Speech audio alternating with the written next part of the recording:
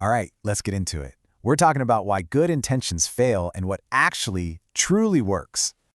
Does this sound familiar? You start Monday all fired up, but by Wednesday, you're back to your old ways.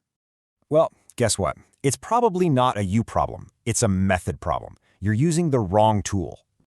We always think it's a character flaw, right? A lack of discipline. The reality? It's just biology. Yep, there's a name for it. Ego depletion. Your willpower is like a muscle, and it gets exhausted. So it's not a trait you have or don't have. It's a resource that, plain and simple, runs out. So if willpower is designed to fail, what's the alternative? Well, you stop fighting and start designing. This is where systems come in. You set up your environment so the right choice is basically automatic. Think about it. You could fight a sugar craving every single night, or you could just not have junk food in the house. That's why systems win. They make good habits easy. So, how do you actually build one?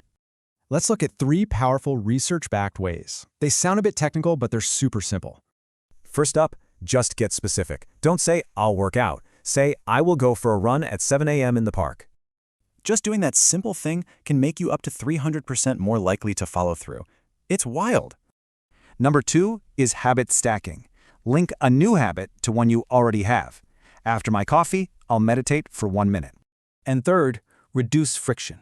Make it ridiculously easy to do the right thing. Sleep in your gym clothes. Simple.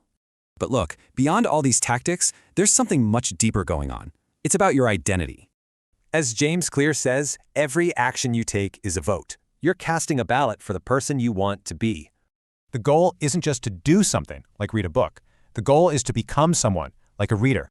But there's one last trap we all fall into, and it's a big one. We always try to start too big. The secret is to start so small it feels almost silly. Read 1 page. Do 2 push-ups. That's it. So the big takeaway is this. Real growth comes from designing a better system, not just trying harder. So let me ask you, what is the smallest, tiniest vote you can cast for your new identity?